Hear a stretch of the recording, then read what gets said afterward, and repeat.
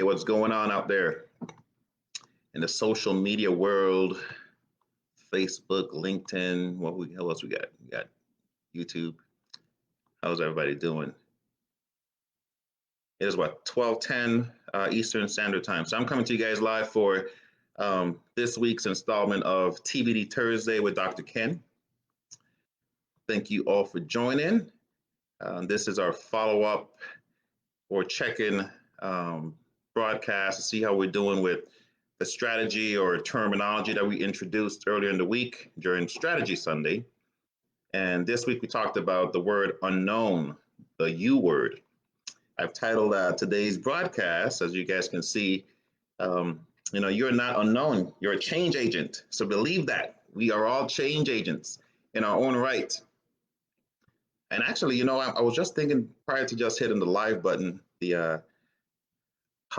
I think 12 o'clock for most places is a time of a lot of unknowns because when you think about it, we're wondering what are we going to eat for lunch, if we're going to have a lunch, how much time we're going to have for lunch, right? So it's just a bunch of unknowns that we end up dealing with.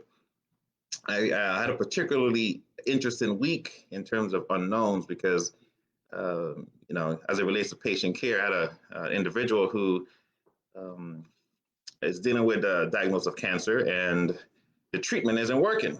And they came in my office, and I know when we first met, the news of the diagnosis was fresh, and now this is now months later, and to learn that the diagnosis um, is second, what's going on with this? Yeah, knowing that the diagnosis is now, treatment has progressed and then diagnosis is known. It's sad to know that the treatment isn't working. So that was a lot of unknowns with that person because, wondering like, well, what's the next step? When you're faced with your mortality and having to deal with that, that's a huge unknown, isn't it? When it comes to your life, your livelihood, um, family life, whatever the case may be, you start prioritizing things very differently than you would otherwise. And as I was thinking about what we're going to be talking about today, I came across, we get all these spam messages at times in our inboxes. And I came across one that was particularly interesting for today's talk because it kind of plays off of the tip that I offered during Strategy Sunday when it comes to how do you manage the unknown, just to review, the three tips were being creative, right? Create a plan and letting anxiety motivate you. So if you're able to do those things over the last few days, kudos to you. But in reading this article that I came across, when it talks about being creative, you can also be creative with your relationships in the workplace, right? And one in particular is the relationship between an executive and their assistant. So this article said that according to a survey, over 70% of executives trust their assistant's business judgment, sometimes even over their board of directors. Yet, only 25% of assistants feel trusted by their bosses. Isn't that crazy, right? So in our own right, that unknown person, that front desk person, who in many cases you can see as an unknown, said at 5 times fast, right? That person carries a lot of weight. So I just want you to realize that you are an individual. You carry a lot of weight too when it comes to your ability to influence decision making and in your workplace. If you're an individual who has to conduct and complete a performance review, take that seriously, right? You have the chance to set somebody's career path in motion. Obviously you can stall it or you can hinder it altogether, but just take that ownership. You may think that comment is meaningless to you, but somebody's going to take that to heart. Getting back to that clinical encounter, what words do you offer to somebody who may be facing the reality of their mortality? What words would you want to hear if somebody told you, hey, the treatment that we thought was going to work isn't working?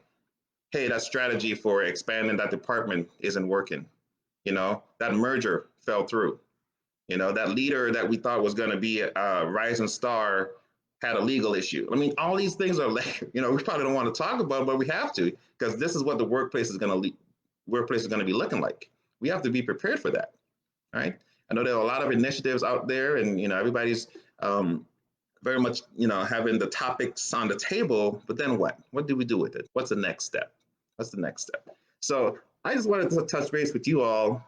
As you know, for those of you who don't know me, I'm Dr. Ken. I'm a board certified psychiatrist. I'm a veteran and a corporate leadership coach.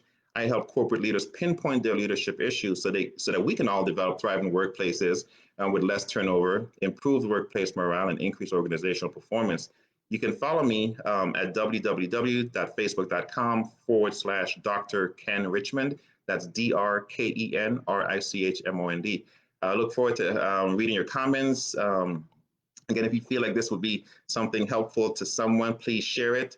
Again, just put those known elements in your life. Again, don't look at the unknown as something that's so paralyzing and limiting you. Use it as something that you can use as a stepping stone for your next big move. Let that anxiety motivate you. Again, we talked about all those emotions that you're feeling. Let that be the one thing that moves you forward and not keeps you not keep and doesn't keep you stuck. Something of my words here. Again, I enjoy the talk with you guys. I look forward to reading your comments and the comments below. And yeah, I don't know what you guys are going to have for lunch. I don't even know what I'm going to have for lunch, but that makes it exciting because who knows what's going to come on the table. Again, enjoy the rest of your afternoon. We'll talk again.